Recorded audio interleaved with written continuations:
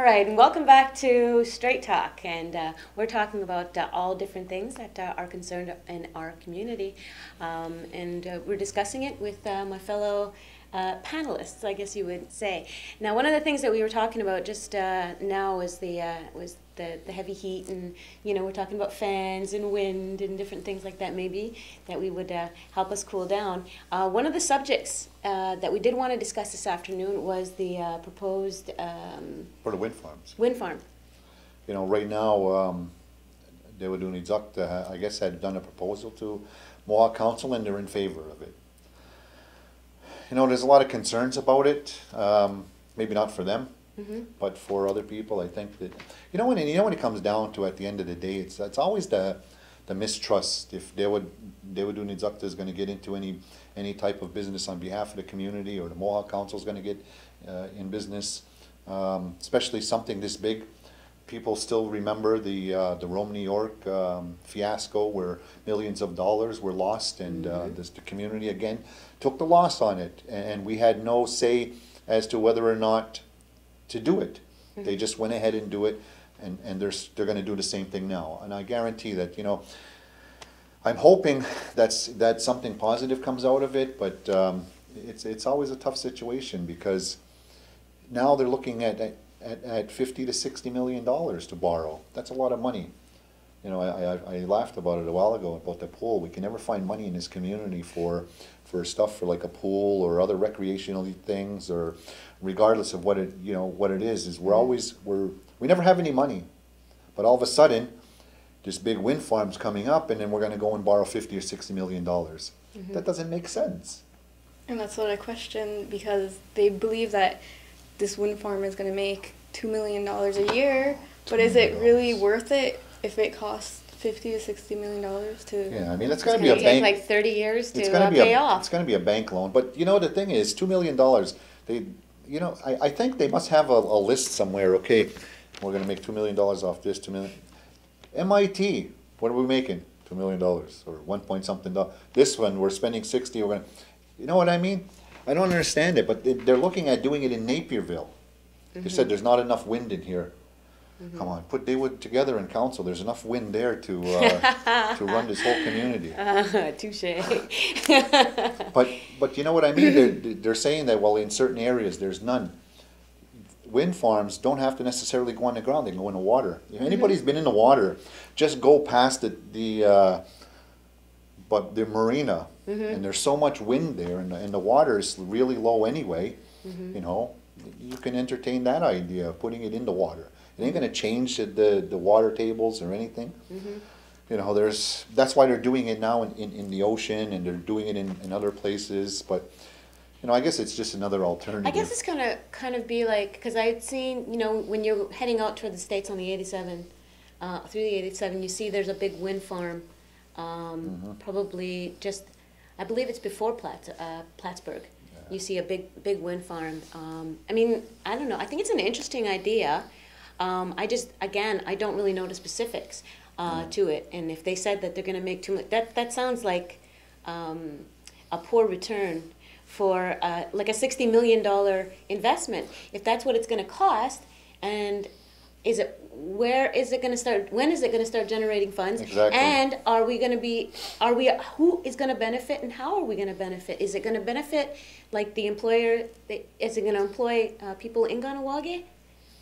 Or are we just, like... That's something that you looked at. You were talking about, is they were going to train people to do it? Yeah, because I did look up, because I have no idea, what a wind farm... Right. At first I was like, okay, a wind farm, I kind of have an idea, but really, what does it take to, operate one? Right. So I did a bit of Googling, and it's, they're going to have to train someone if they want people from Kahnawake to go there. So is David Unizuk going to pay for training, and, then how much does that cost to train people?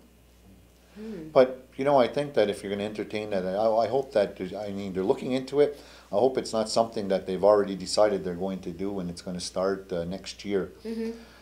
Because it's like MIT, when they said that, okay, we're going to do MIT, and we're going to train people, and they're going to work there, and how many people had gone to MIT, and then they got rid of them, and then they employ other people. or they close their business and go offshore and then and lay off everybody here. So that's been a complaint for I don't know how long about, you know, people from our community not being able to work for these big places that are there, and they say that they were supposed to train them to do that, and they're not doing it. So is this going to be another situation? Some of the concerns is that why Naperville, you know, and then what's the control that we lost again in Naperville? Is it that Hydro again is going to dictate how we're going to operate, and once again we're going into a business and somebody's going to tell us what to do again? The other thing on Hydro's part is probably smart. Don't put any electricity in native land because they'll block us, you know, then they hold us hostage again. So let's put it out there and we'll hold them hostage, because then we'll tell them how we want to do it. Then we're going to pay tax. That's another issue. We're going to pay tax for people that are there, right? You have to pay tax on the land, you have to pay tax on the energy, on everything else. When we have billions of dollars coming into our community from MIT, and are we charging them tax? Please. I know like they have good intentions, because like, well, if you look at the actual industry of like wind farming, like it's better source of energy than fossil fuels. Right. And just for Ganawaga's like economic industry, like I think wind farming is better than the cigarette industry. Yeah, listen, I'm not against it, but there's so many what ifs, and there's so much, I guess, mistrust from past. Yeah. And I think, how do you get over that mistrust with people, though? I don't know if it's so much a mistrust as opposed to like we've been burned before kind of thing, you know, and we just need like that people don't have any confidence in some of the decisions that the council and the Waadunizakta have made. And you know, I'm not speaking like personally, I'm speaking of just like people that, for sure. you know, that definitely feel that way. And so they're going to question, or they're going to, you know, like put in opposition to just about anything that they've ever done until they get some answers. Because you know what people look at is at the end of the day, who's getting fat off it? You know, who's getting rich off of it? You know, MIT started and it's the same individuals who started MIT that are getting rich. You know, how is that, you know, for the community? Right. You know, and then there's a lot of individuals in the community that were working for Mohawk Council, and now we're in that business. So it's, like I said, it's a handful of individuals, and I'm saying it, but it's people say it all the time. That's what I think that they look at. And then what's going to happen in this situation? Is it going to be, again, a handful of people who are going to make the money? We're going to get our token $2 million. Right. Council spend that, you know, every 2 weeks with their budget, right? At least. So 2 million, but so you know, in less than a couple of weeks, Mohawk Council's operation spends $2 million plus. So they're going to give us $2 million a year for what? You know, what are we going to use it again? And does the community have say where the money goes? No. Right.